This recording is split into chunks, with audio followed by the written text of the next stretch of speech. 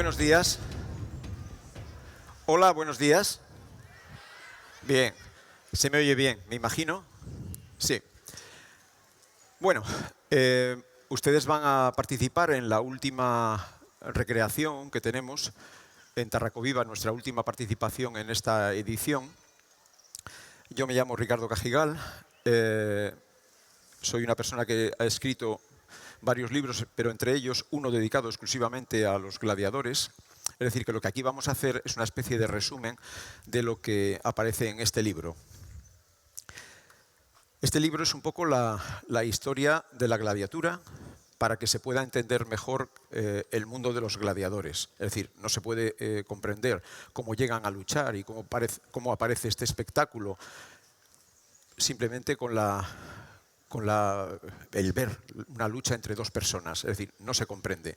Es excesivamente banal. Necesitamos algo más información. Esa información es la que nosotros vamos a traerles aquí. ¿Qué ocurre? Que evidentemente esto no es suficiente y ustedes han venido aquí a ver pues, las luchas aguerridas entre gladiadores, que también se las vamos a dar. Entonces vamos a empezar por el principio. El principio de todo esto es la imagen del poder, la imagen de esta silla. Esta es una silla similar a la silla curul, la silla donde se sentaba el poder de Roma. Es decir, los magistrados, los senadores, aquellos que detentaban el poder político y también económico. Todavía no estaba separado. Este poder estaba representado por senadores, magistrados y, como hemos dicho, cualquiera que tuviera un poder delegado del Estado. Sin ellos no existía nada de esto, es decir, nada de gladiatura. Es decir, esto no era un invento del pueblo, ni era algo que se hubieran encontrado los romanos similar, no. Esto nacía de la magnificencia, es decir, de la capacidad que tenían estos personajes para regalar al pueblo un espectáculo. Pero cuidado, le regalaban al pueblo un espectáculo que ya se lo iban a cobrar. Y se lo iban a cobrar probablemente en votos. Cuando ellos quisieran recabar su apoyo para ellos poder acceder a una magistratura dentro del Estado, le reclamarían precisamente su voto. Yo te doy espectáculo, tú dame tu voto.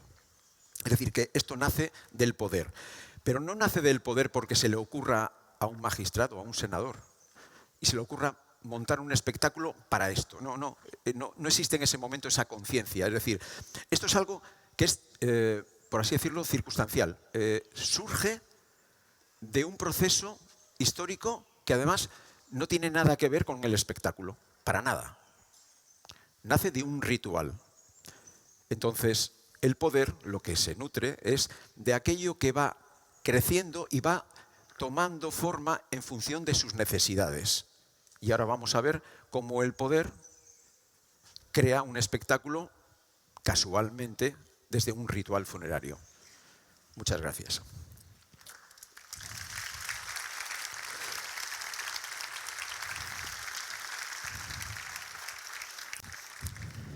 Curiosamente, dentro de la nómina de espectáculos romanos que se daban al pueblo, este es el único que prácticamente llega al último y llega de forma espontánea.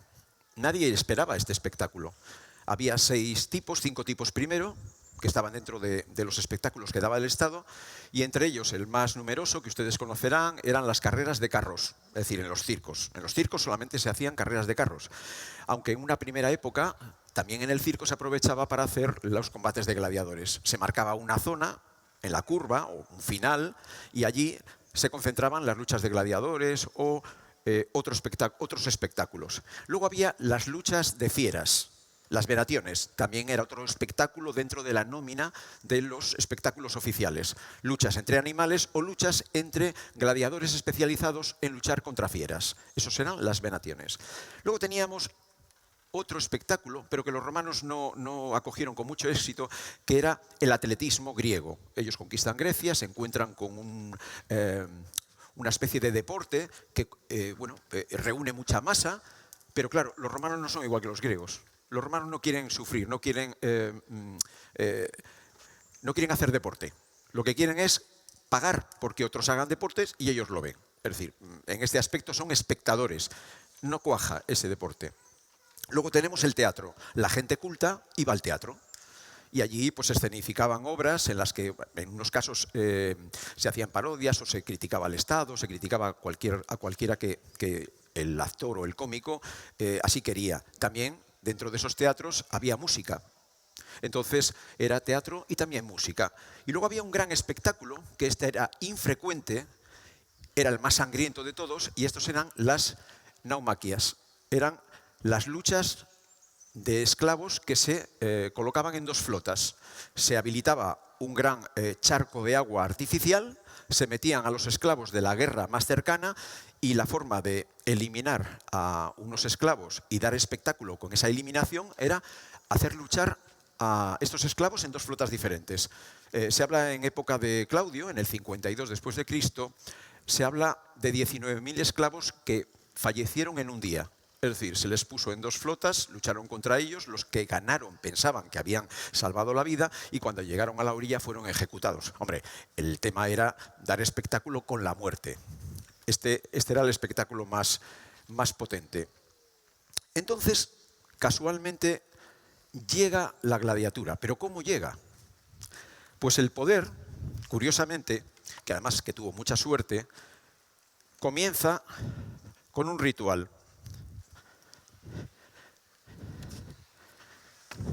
Y el poder vuelve a estar presente, vuelve a dominar la escena. Los fallecidos, en aquella época, es decir, 2-3 siglos antes de Cristo, estos, cuando morían, tenían unos rituales por los cuales el fallecido era honrado por sus amigos y entonces, dentro de esos rituales, había lo que eran ejecuciones. Eran como regalos que se hacían al muerto para que su sangre derramada aplacase los espíritus del fallecido. Entonces se colocaba a un esclavo, se colocaba delante de la pira funeraria donde se iba a realizar la cremación y allí mismo se le ejecutaba como regalo al muerto. La sangre servía para aplacar al espíritu del muerto.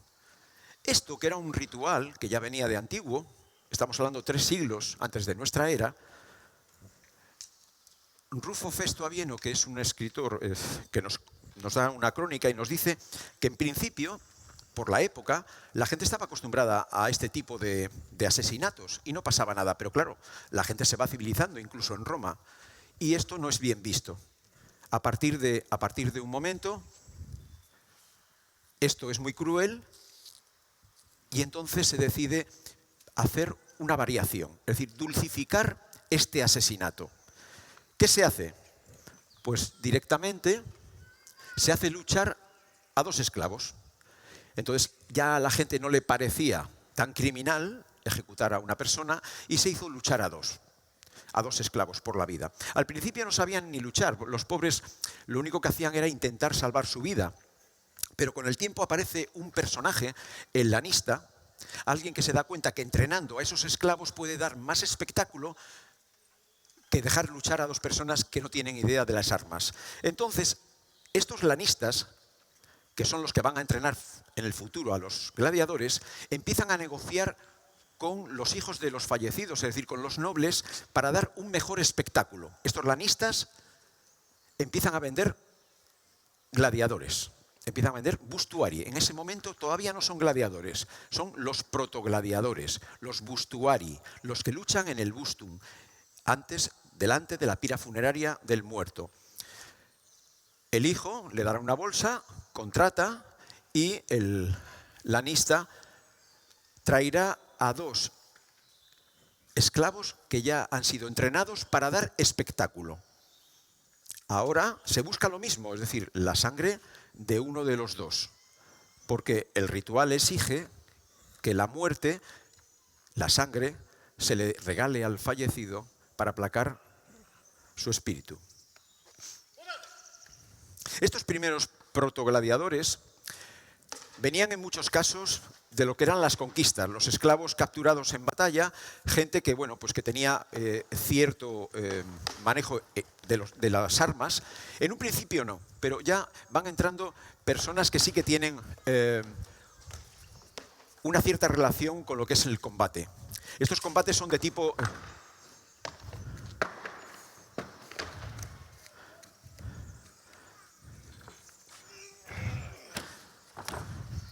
La crudeza, el salvar la vida, lleva a hacer este tipo de combates y acabar con esta situación. Es decir, que la defensa de la vida de uno de ellos ha hecho que el otro cometa un error y muera. Bueno, el combate ha estado bien. Yo creo que se puede aplaudir, si ustedes quieren. Bueno, este era, según Rufo Festavieno, la dulcificación del asesinato, es decir, hacer luchar a dos personas. Ahí ya interviene un nuevo personaje, el lanista, y bueno, allá por el 235, en el foro boario, en el foro de los bueyes, donde se vendían los animales, en la plaza de la ciudad, se documenta el primer funus, el primer lucha de gladiadores para dar honra a un muerto. Es decir, que hay ya un primer dato. Pero ya en el 105, es decir, 100 y pico de años después, el Estado se da cuenta de que esto es un buen negocio. Es decir, que estos rituales funerarios congregan mucha gente, que ya a la gente le interesa ver esto, que ese asesinato se convierte en espectáculo. Entonces el regalo al muerto pasa a ser el regalo al pueblo. Cambia. ¿Y qué ocurre aquí? Que siguen estando en el mismo sitio. El poder, los magistrados, siguen estando en el mismo sitio, controlando precisamente todo aquello que suponga populismo para beneficiarse de ello. Entonces, el poder va a continuar ahora con nuestra explicación. Esta es la primera parte. Esta es la historia de cómo llega casualmente la gladiatura, cómo llega a ser un espectáculo. Retiramos a nuestro noble muerto, se retira a su hijo y ya empezamos a tener el espectáculo. El espectáculo, como todos lo entendemos, es dentro de un anfiteatro, ¿no? Es decir, esto es como nosotros entendemos la lucha de gladiadores. En un anfiteatro, que es un espacio público pagado por el Estado, donde se alberga la lucha de gladiadores. Bien, hasta el siglo I, es decir, hasta nuestra era, el primer siglo de nuestra era, hay muy pocos anfiteatros, no se lucha en ellos, es decir, no se hace espectáculo en esos edificios. ¿En qué edificios se hace? Pues se hace en las plazas públicas de las ciudades. Se montan plazas desmontables que se montan para el espectáculo y se desmontan después de que se termina. Se hace en los circos, donde corren los carros, y se hace en los teatros. Anfiteatros muy poquitos. Imagínense que todos los anfiteatros que hay en toda Europa, incluidos en Hispania, están fundamentalmente construidos entre el siglo I y el siglo III. Es decir, que antes no había nada. Hay uno, sí, el de Pompeya. Hay uno que Julio César quiso construir en el 46, pero lo hizo en madera y aquello no sobrevivió. Probablemente algún incendio o se desmontó y ya no hubo anfiteatros en Roma. El primer anfiteatro fijo es el anfiteatro que ustedes conocen, que es el del Coliseo. Entonces ese mundo se transforma. Ya el ritual había incorporado otro espectáculo más a la nómina de espectáculos oficiales. Los políticos se habían dado cuenta que aquello funcionaba. Es decir, que todo el mundo deseaba ver gladiadores. Imagínense lo que pasó en el Teatro de Marcelo, el siglo I a.C., están representando una obra de Plauto, el teatro lleno, como está aquí ahora mismo, y la gente se entera de que hay un ritual funerario con varias parejas a pocos metros de allí. Cuando se enteran de esto, el teatro se quedó casi vacío.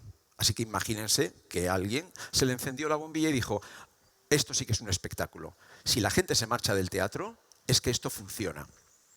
Donde había anfiteatros, normalmente eran colonias, en las ciudades que había anfiteatros, normalmente eran colonias que habían sido fundadas por legionarios. En las que había teatros y no anfiteatros, eran colonias que habían sido fundadas por civiles.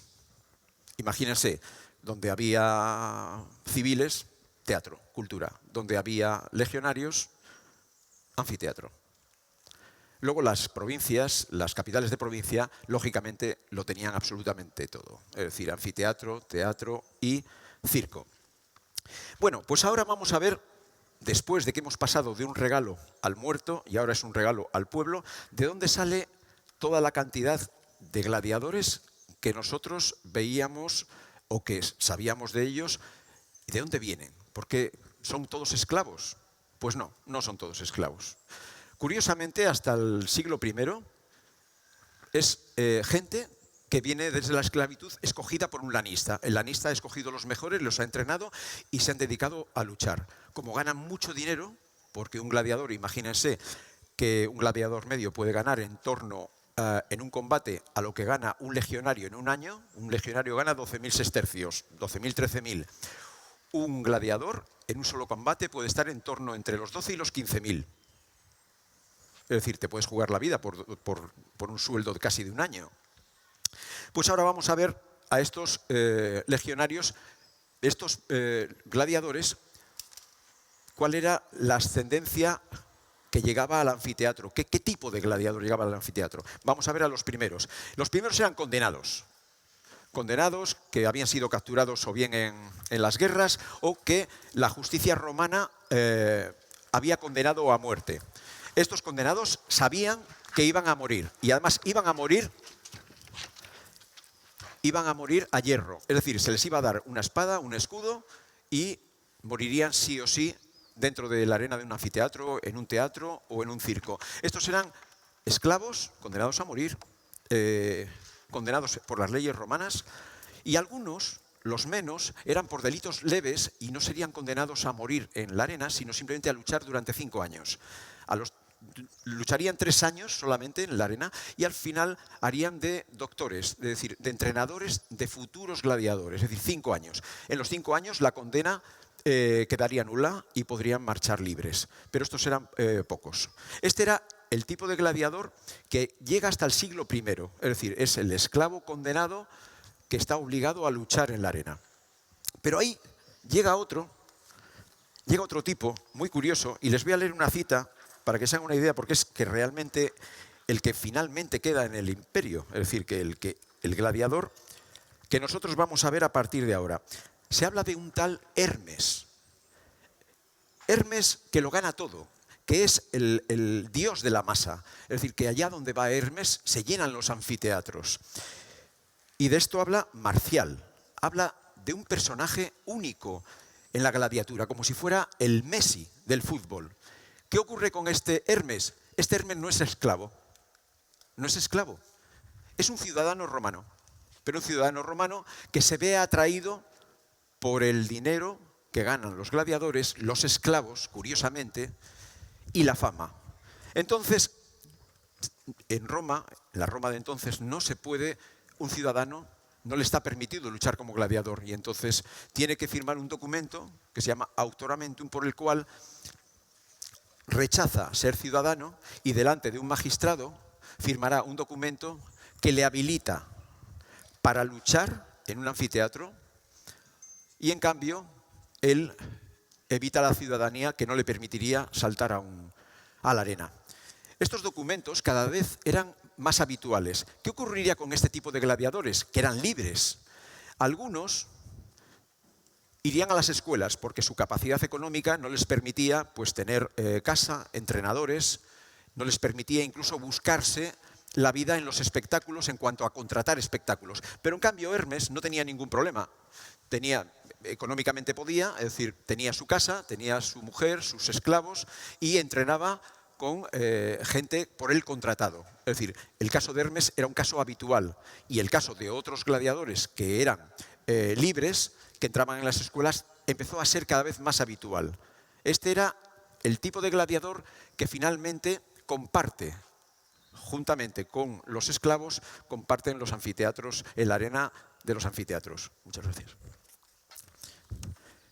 Entonces ya tenemos la situación colocada. Es decir, el poder es el que maneja este espectáculo. Se encuentra circunstancialmente con algo que en principio no lo era, que era un ritual, y de repente acaba siendo el espectáculo más esperado. y se aprovecha de él, lógicamente.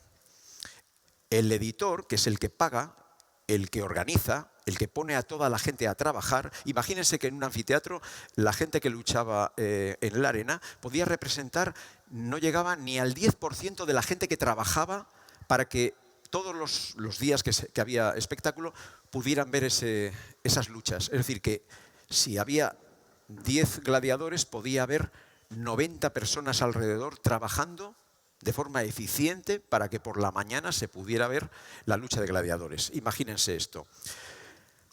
¿Qué ocurre con la gladiatura en ese momento? Estaba separada de las venaciones. Las venaciones eran un espectáculo por sí mismo y los gladiadores era otro espectáculo por sí mismo. Y como había ya un edificio, ¿qué se hizo con ese edificio? Llenar el día. Por la mañana, en un anfiteatro, luchaban las fieras. Fieras exóticas traídas desde cualquier parte del mundo, un negocio brutal, dominado por el poder, porque había que irlas a buscar muy lejos y había que tener personas especializadas para ir a encontrar esos animales. Luchaban entre ellas las fieras exóticas, había luego gladiadores especializados y esto toda la mañana. Se montaban escenografías fantásticas, desiertos, colinas, árboles. Es decir, aquello era fantástico. Además, surgían del suelo. Es decir, aquello era una puesta en escena fantástica. Al mediodía, cuando esto acababa, estaban las ejecuciones. Y las ejecuciones era lo peor visto de la jornada de anfiteatro. ¿Por qué? Porque lo normal, las ejecuciones podía ser simplemente pues, cortar las cabezas a unos condenados. Estos eran si eran ciudadanos. Pero si no eran ciudadanos, se les clavaba en una cruz y se les prendía fuego, con brea. Entonces, aquello tenía un olor espantoso y la gente no quería aguantar esta crueldad que tenían que ver porque no se podían marchar. No se podían marchar no porque no quisieran, muchas veces porque perdían el sitio y otras porque salía unas personas, unos funcionarios, pues con unos regalos en una caja, si no era solamente comida y tiraban solamente pan y comida al público, con unas bolas que solía ser habitual cuando había mucho dinero por medio, y en las bolas pues te podía tocar una casa en Pompeya, unas barras, unos lingotes de oro, 5 jabalís, un viaje en barco hacia África. Es decir, estas cosas existían y están documentadas. Así que no se piensen que la gente que venía aquí era gente que tenía el día ya cubierto. Es decir, comía, le daban espectáculo, te podía tocar algo y al día siguiente, pues bueno, pues a esperar que llegase otro espectáculo.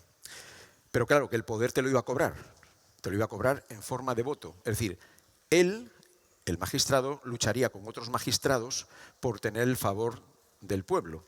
El que más ponía en el espectáculo es el que más recibía. Eso está claro.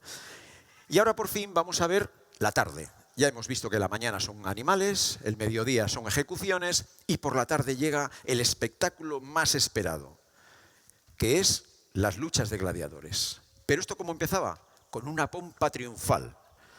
En la pompa triunfal aparece la persona que ha pagado todo esto. ¿Que quién es?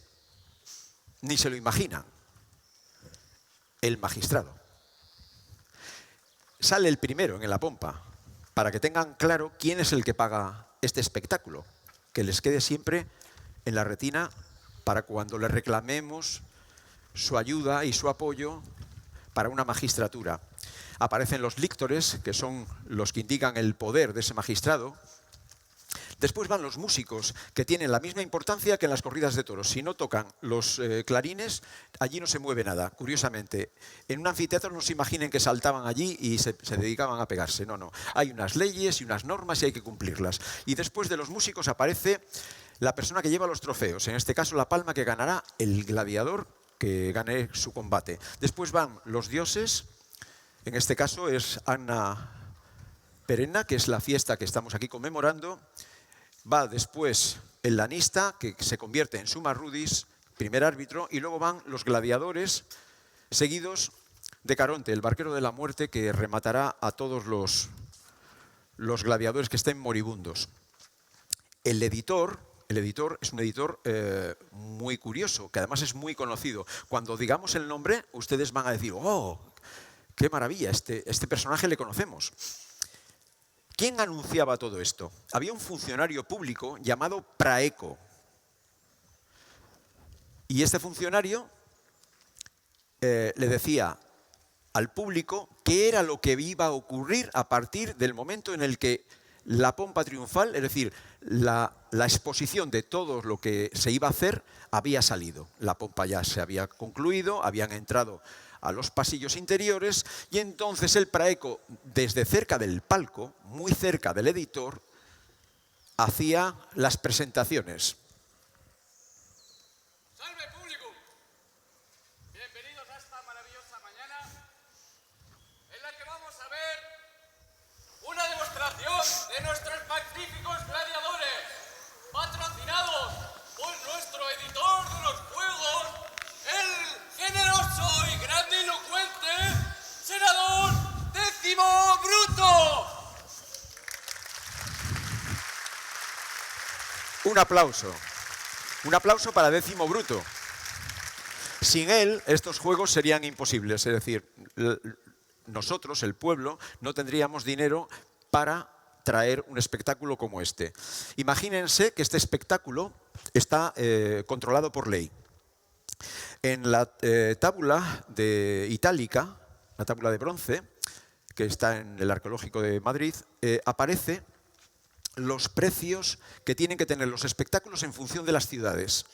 Es decir, dependiendo de la ciudad, tendrá un precio, tendrá un presupuesto disponible X. Las grandes ciudades tienen más, las más pequeñas tienen menos. Y los gladiadores que van a luchar están en correspondencia con la ciudad y con el presupuesto de esa ciudad. Es decir, que aquí, en una ciudad como Tarragona, no debiera de venir nadie por encima de lo que puede venir a Barcelona, para que se hagan una idea. Igual que si bajamos a un pueblo que esté por debajo en población y en capacidad económica, tampoco debiera de venir. Pues esto estaba todo controlado. Y también está controlado lo que cada gladiador va a percibir, entre el 25 y el 30%. Esto aparte del que gane, que ganará 15.000, 12.000 o lo que sea, es sestercios. Imagínense que esto es un buen negocio, pero un buen negocio no solamente para el gladiador, sino para todo el montaje que se hace dentro de un anfiteatro. Era un negocio de Estado. El primer combate de hoy tenemos a dos mujeres, dos mujeres, venida desde Laietania, Répida la Bella.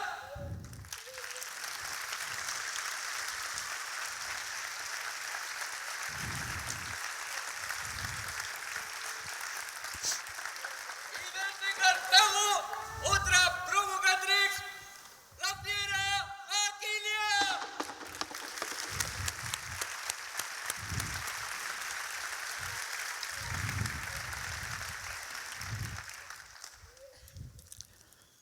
Gracias a Décimo Bruto, que ustedes le conocen, lo sé, estamos ahora aquí en el comienzo de un combate de mujeres gladiadoras.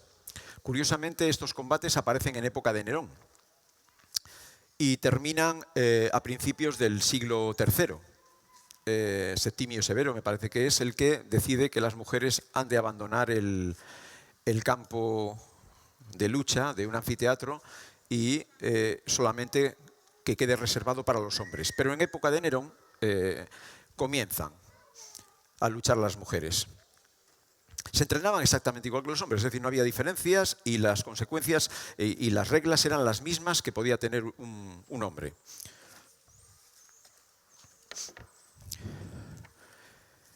El editor, en este caso Décimo Bruto, estaría en el palco. Nosotros hemos puesto el palco enfrente, pero el palco estaría situado, como saben, en los campos de fútbol o en cualquier sitio, estaría en la parte alta de la grada. Todo el mundo le miraría a él y al Praeco, que estaría justo en ese punto. Nosotros lo hemos colocado de otra manera para que se hagan una idea.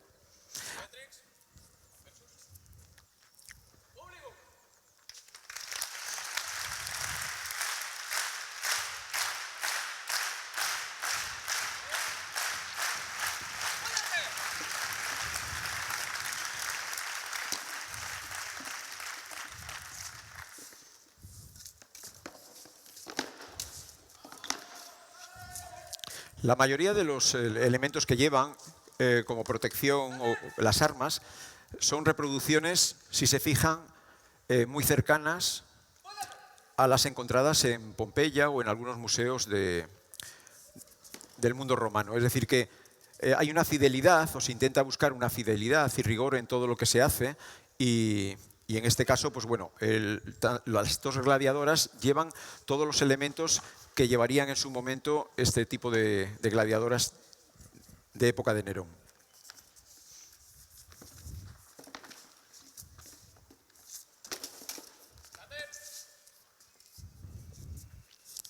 El juez árbitro, que tendría, este caso es un summa rudis, tendría normalmente un ayudante, un secunda rudis, y este ayudante lo que haría sería tener pues, un látigo o una vara candente para, si no había excesiva emotividad, fuerza en el combate, azuzar a las gladiatrices para que fueran más impetuosas y dieran más espectáculo. Esto también se hacía con los hombres, es decir, se provocaba un poco el ímpetu y la fuerza para que dieran muestras de potencia.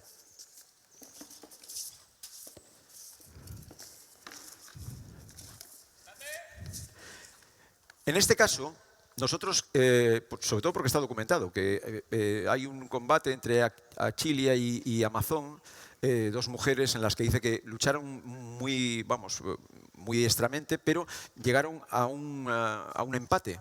Y entonces se las dio un empate, un status misio. Esto está documentado y nosotros vamos a seguir esa documentación. Vamos a darlas como empate, las damos un aplauso y nos imaginamos aquella situación. Ahora iríamos al segundo combate. Muchas gracias.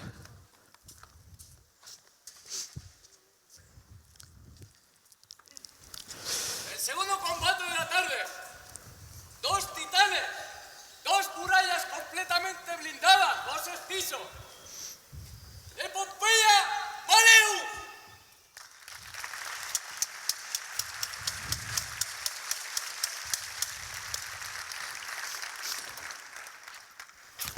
Y el campeón de Narbona, Casio.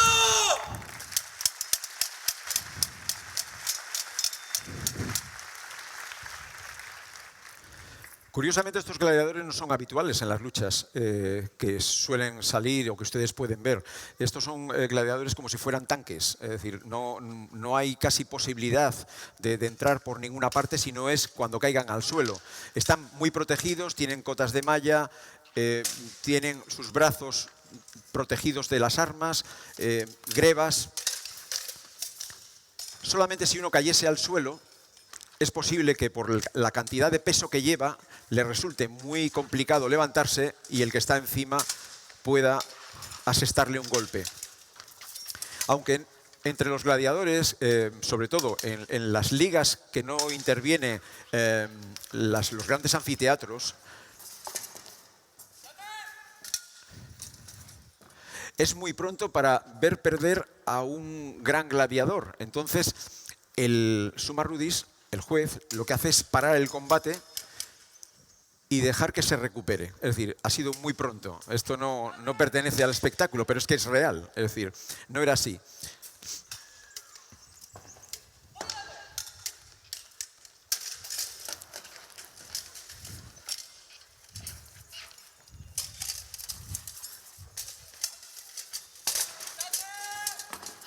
Caído en el suelo ya es difícil que se recupere.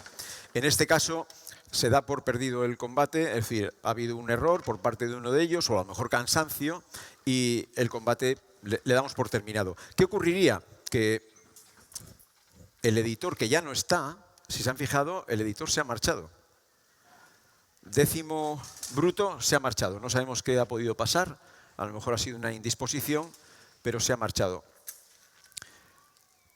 Nos queda la situación de este combate. La situación de este combate es que el gladiador va a recibir hierro porque ha perdido. Lo normal sería que el gladiador se dirigiese al palco donde está el editor y le pidiese clemencia. La forma de pedir clemencia hay dos tipos, una es la que ustedes ven, es directamente pide clemencia y su oponente le coloca la daga o la espada en la entrada de la clavícula para que le llegue al corazón y sea una muerte rápida. La otra es el degüello, el cortarle directamente la yugular y una muerte rápida. Como no tenemos editor, yo voy a hacer de editor y voy a darles a ustedes la responsabilidad de la decisión. Sería yugula, degüéllale o mátale, mite, déjalo ir. Actúen como romanos que tienen la oportunidad ahora. Yugula o mite.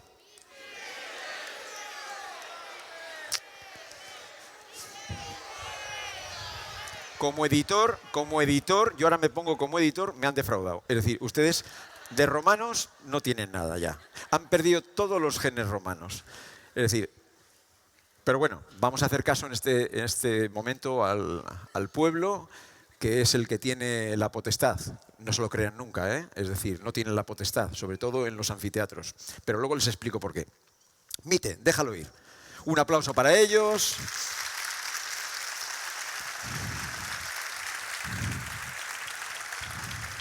Aparentemente depende del editor y depende del público el que muera o no muera. No es así. La cosa no es así. Esto es un negocio. Dentro del negocio hay unos señores que luchan que tienen un coste de dinero. Ese coste se llama alquiler del espectáculo. El espectáculo se alquila. ¿Qué ocurre si nosotros alquilamos una casa? Que pagamos una cantidad pequeña por la casa que estamos ocupando. Pero ¿y si la tenemos que comprar? No vale lo mismo, ¿a que no? Pues esto es exactamente igual. Si un gladiador muere, esto se empieza a multiplicar por miles. Entonces, imagínense la multiplicación de ser un espectáculo que les regalo a tener que pagar. Claro, esto tiene un límite. Es decir, yo sé cuál es el límite. Puede morir uno circunstancialmente. Puedo darle al pueblo la oportunidad de que diga un yugula y hay que dársela, lo calculo, pero de ahí no paso. Así que ustedes piden por cada gladiador que muera uno, esto se me va de las manos. Muchos editores, magistrados, se arruinaron cuando ejercían la magistratura. ¿Por qué? Porque tenían que hacerle a veces caso al pueblo, porque había quien no le hacía caso, y se arruinaban porque las muertes eran caja, caja y caja. Bien, esto es la realidad. ¡Público! ¿Queréis más lucha? Siguiente combate. Desde la Galia, un prisionero de guerra, el retiario Agrón.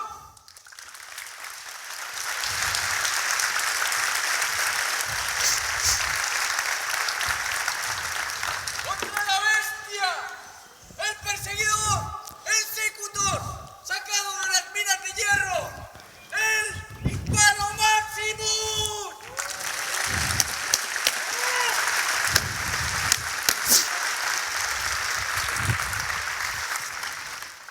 Voy a coger a Maximus, que viene de las minas, y le voy a presentar como nuestro gladiador arquetipo. Este es el gladiador arquetipo del mundo romano. Y ustedes dirán, ¿cómo es posible? Si yo aquí estoy esperando un tío mazao, un tío lleno de músculos por todas partes, un gladiador de las películas de Hollywood. Pues no, eran así. Y más gorditos todavía. A estos señores se les llamaba los ordeari, los comedores de papilla de cebada. ¿Vale? Esto es lo que se les llamaba en época romana. Pero tuvo que venir un científico austriaco y hacer unas pruebas en unos huesos de gladiador de Éfeso, de la fosa de Éfeso, hoy actual Turquía, donde había unos 50 y tantos cadáveres casi completos de huesos de gladiador. Y entonces se comparó con una necrópolis romana que estaba muy cerca, de civiles romanos. ¿Qué pasó? Pues que la cantidad de estroncio que tenía los huesos de los gladiadores doblaba a la de los civiles romanos. Y la de los romanos tenía más zinc, muchísimo más zinc que la que tenían los gladiadores. ¿Qué significaba esto? Y ustedes lo sabrán, y si no lo saben yo ahora se lo digo, es que todos aquellos que tienen el componente de estroncio muy alto equivalen a personas que comen vegetales. Y en cambio, los que comen carne tienen un componente muy alto de zinc.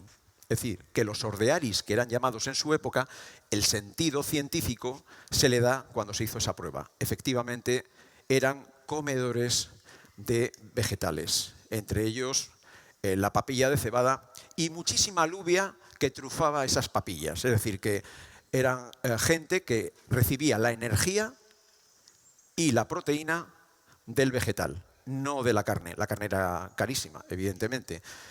Y además, con esta grasa se podía dar una cuchillada, sangrar, pero no se perjudicaba los músculos, porque si ustedes saben, si se corta un músculo, se tiene un golpe, se llama un corte de fascia muscular y separaría cualquier combate o separaría el miembro donde ha sido cortado. En cambio, en la grasa no hay ningún problema, se puede coser muy bien, sangra un poco, pero el gladiador sigue dando espectáculo. Un aplauso para nuestro arquetipo.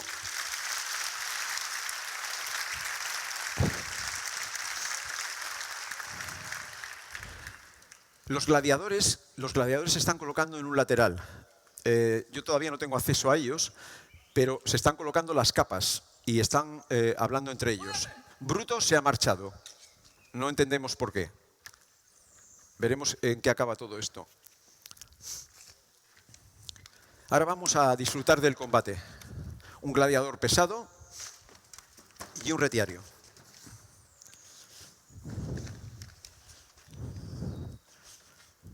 Curiosamente, el retiario es el único gladiador que puede huir, que puede recomponer su guardia huyendo del gladiador pesado. Las armas están embotadas o evidentemente están romas para que no se produzcan cortes ni accidentes.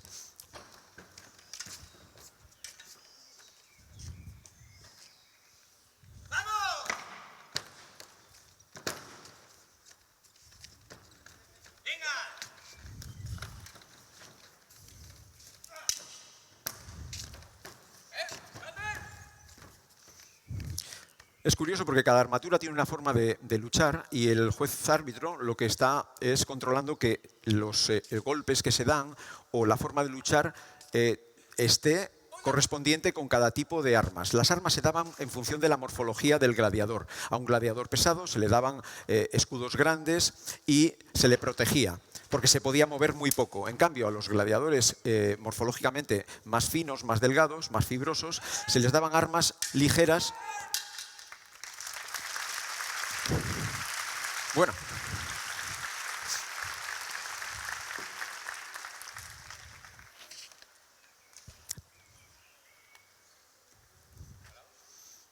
Y yo creo que van a tener la última oportunidad y ya...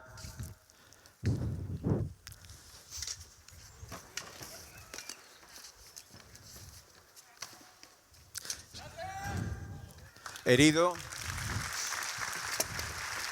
Y muerto. Esta sería una circunstancia no prevista en la que el editor se vería envuelto y bueno, aquí su caja ya ha disminuido, es decir, ha sido un golpe fortuito, no era esperado, se ha dado espectáculo, pero el gladiador ha muerto. Ha habido el tridente ha entrado y la consecuencia ha sido de muerte, vamos, pero no era lo normal. Bueno, pues damos un aplauso y nos retiramos.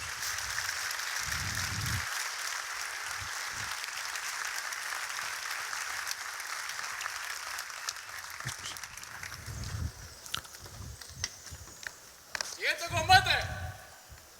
Venido desde Germania. El gigante, la bestia, el burmillo, Lincoln. ¿Es el último? ¿Es el último?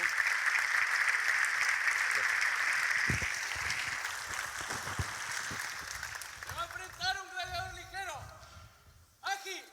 Ágil y mortal. El Dimacrenos, traído de la Galia Falco.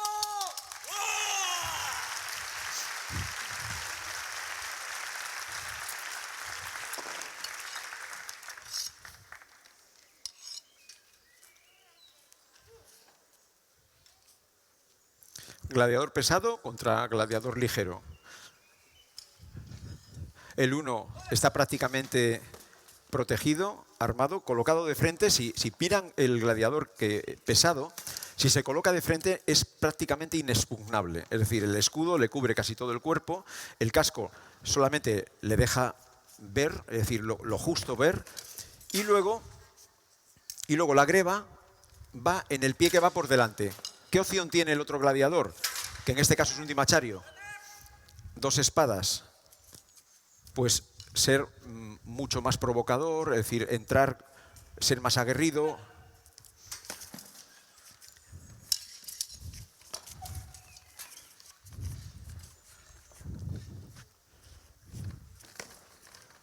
Es difícil entrar, ¿eh? Es decir que, aunque se arriesga, porque el gladiador pesado no tiene casi ni que moverse, solamente tiene que esperar y lanzar una cuchillada.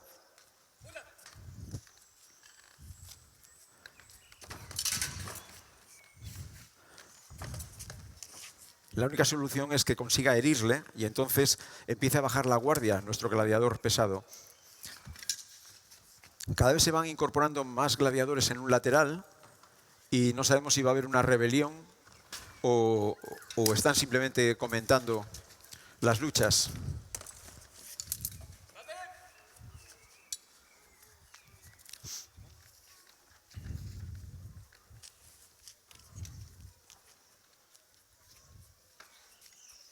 ¡Último! ¡Púyate!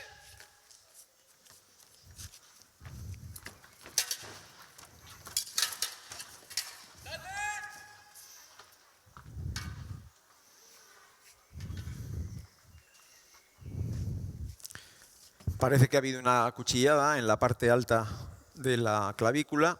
Es decir, pongamos que está herido y ahora se plantearía lo mismo, lo que hemos hablado antes, se le quita al gladiador. Cuando están luchando, el que lleven cascos es muy necesario porque le hace impersonal el combate. Si no llevasen, los gladiadores marchan con espadas y van con capas. Debe haber algún espectáculo fuera. Y bueno, nosotros seguimos con lo nuestro. Entonces, lo normal es que llevando casco, la lucha le quitas la vista de tu compañero o de la otra persona, con lo cual tú no ves nadie detrás del casco. Tú lo que ves es alguien que lleva una espada que va contra ti. Es decir, esa impersonalidad es la que les permitía ser tan agresivos y tan aguerridos en el combate. Como en las otras ocasiones, mira al palco, pide clemencia y en función de lo que hemos hablado antes, se salvará o no, depende cómo vaya el negocio. Es decir, todo es como vaya. Así que volvemos otra vez y yugula o mite.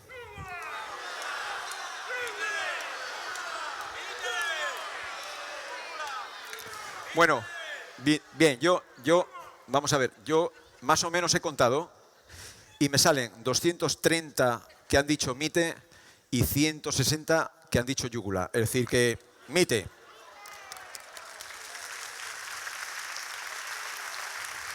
Les da las gracias porque hoy podrá ir a casa y estar con su mujer, no reconocida por el Estado romano, y sus hijos. Es decir, y habrá ganado por lo menos un dinero entre el 25 y el 30% que le permitirá seguir viviendo de este espectáculo. Aunque curiosamente, no sé si lo saben, de esto precisamente no vivían todos. Es decir, como esto, las grandes figuras sí que viven del deporte, pero la gran masa de gladiadores vivía de lo que era la guardia personal, es decir, de los trabajos más allá del anfiteatro. Es decir, hacer de guardias de seguridad, hacer de escolta personal y servir a uno de los nobles romanos allá donde necesitase protección. Estas tropas de gladiadores hasta el siglo I eran peligrosísimas, porque en función del número de gladiadores que tuviera un magistrado u otro, podía desestabilizar hasta el propio Estado. Imagínense.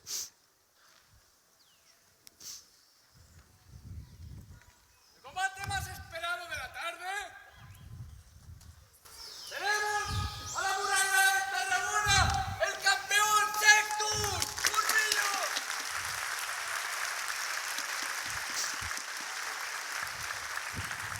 Venido desde las filas oblitas de Macedonia, el ex militar, el gigante Venus.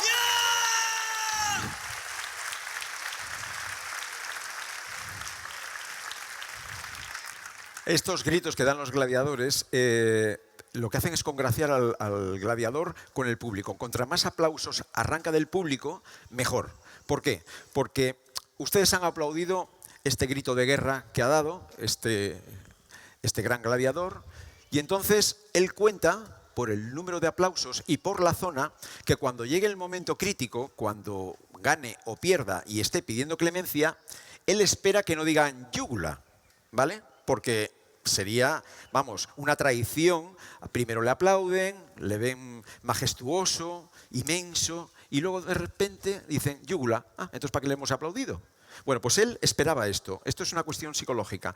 Él lo que intenta es congraciarse con una parte del público, con todo el público, porque luego sabe que esto le va a ayudar después, cuando se produzca el momento de la decisión, ¿vale? Los que eran unos sosos, es decir, que no motivaban al público, estos tenían muy pocas posibilidades de sobrevivir, si es que llegaba el momento. Porque, hombre, ustedes a un soso, ¿quién deciden? Porque se ha congraciado con ustedes, es majo y ha hecho amigos, o por el otro que ha pasado sin pena ni gloria. Es cuestión psicológica. Esto también funcionaba.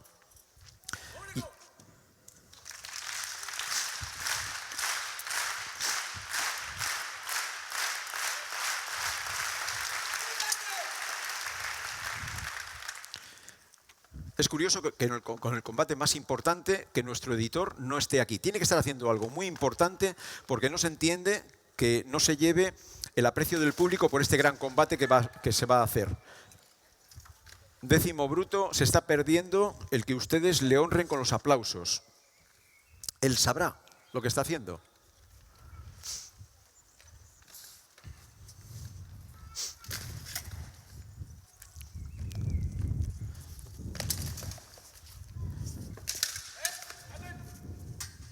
Sí, aunque nosotros intentamos hacer una recreación de los combates, imagínense que los golpes entran de verdad. Hombre, a ver, están acostumbrados y saben hasta dónde pueden llegar, pero para ustedes, imagínense que la espada entra y puede tocar el cuerpo. Están protegidos en las partes fundamentales, como se hacía en la época. En la época se protegía la mercancía, y la mercancía era el gladiador. Un gladiador era una mercancía comercial muy cara, y entonces había que protegerla. Cada vez se le ponían más protecciones en los brazos, en el estómago, en las piernas, todo eran protección, protección, protección, para intentar que no fuera de una forma fortuita, que hubiera un corte, un golpe y acabase todo. Lo que el juez árbitro hace es obligarles a que mantengan las reglas de sus armas, es decir, cada gladiador tiene que luchar de una manera determinada. El tracio tiene unos golpes que hacer y solamente puede hacer esos, no puede hacer otra cosa que no esté permitida. Por eso él está parando constantemente para obligarles a que mantengan unas reglas.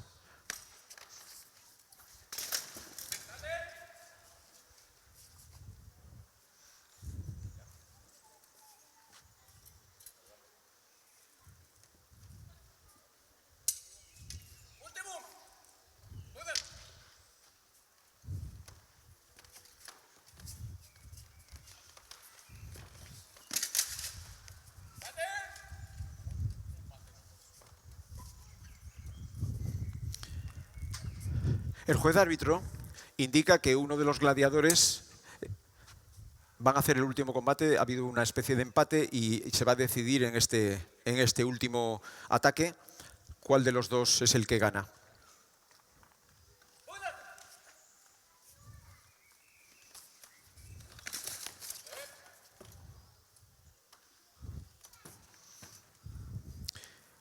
Pongamos que ha habido un corte en un lateral, gana nuestro gladiador. El más esperado, el que más aplausos ha recibido del público. Y aquí, por una necesidad del guión, porque es que el libro lo pone así, entonces hay que hacerlo de esta manera para que funcione y yo pueda seguir explicando. Entonces aquí yo les voy a decir yúgula omite para nuestro gladiador perdedor. Ahora no me lo hagan al revés, por favor.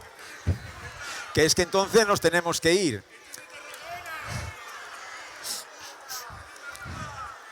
Bien, pues entonces, como antes, he contado más yúgulas que mite, y ahora se va a ejecutar a nuestro gladiador.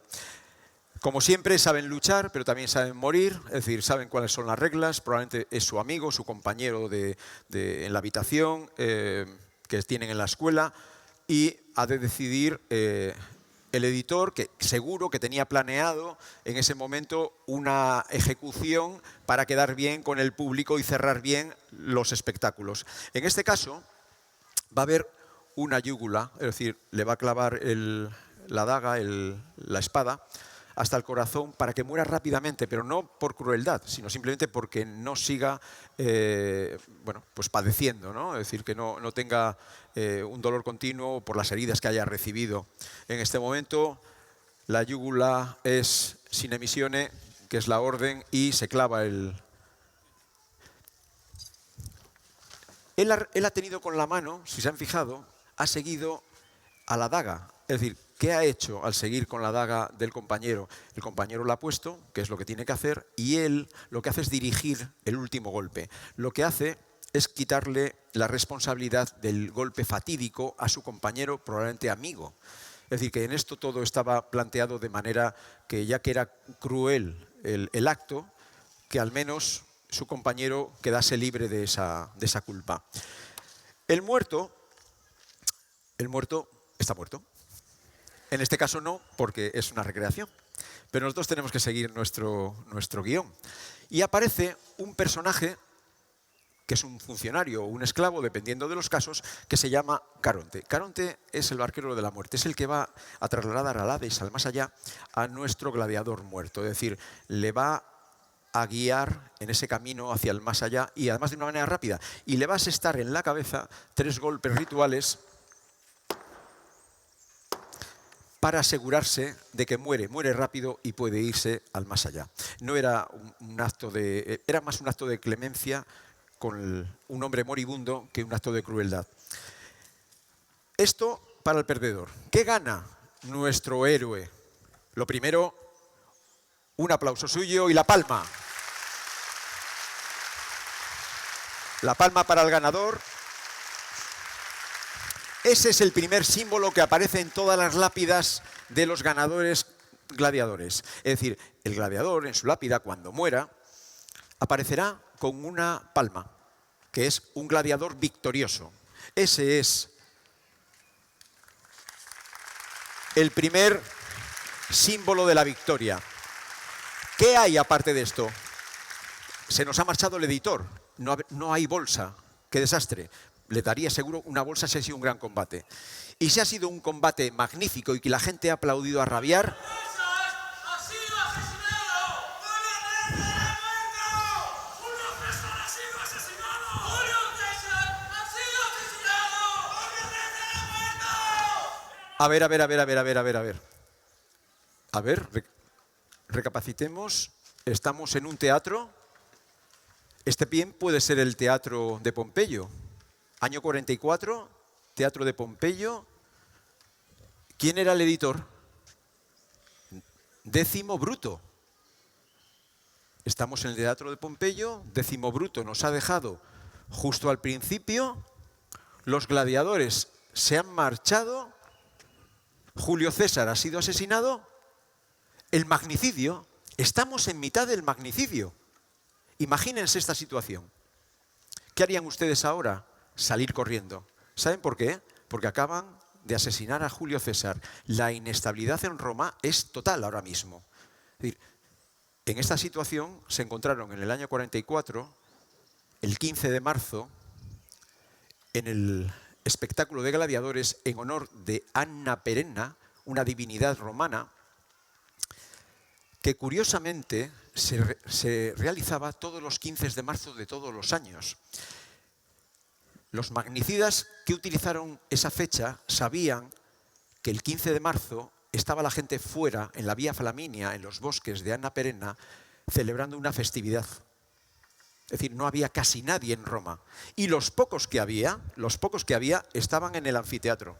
Es decir, la gente que no quería participar pues, de las orgías, de las bebidas, de todo un ritual que se salía de madre. Y entonces la gente estaba recogida.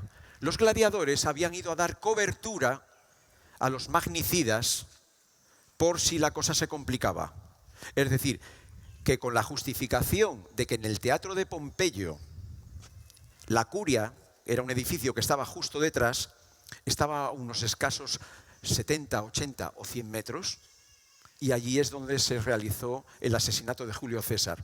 Nadie intuyó, y Julio César parece que tampoco, que los gladiadores que estaban luchando delante del público fueran a dar cobertura a los asesinos por si se daba la circunstancia de que alguien se rebelaba. Así que Décimo Bruto salió a dar su puñalada de las 23 que le dieron a Julio César. Y ustedes han sido testigos, en este caso, en primera fila, de qué ocurrió ese día, el año 44, el 15 de marzo.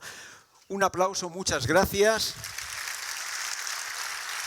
Si alguien desea un libro, hemos traído libros y yo los firmaría. Y nada, y si no, el año que viene habrá alguna divulgación que hacer y esperamos contar con ustedes. Muchas gracias. El grupo, recuerden, Gesta Gladiatoria, que gracias a ellos he podido escenificar esta divulgación.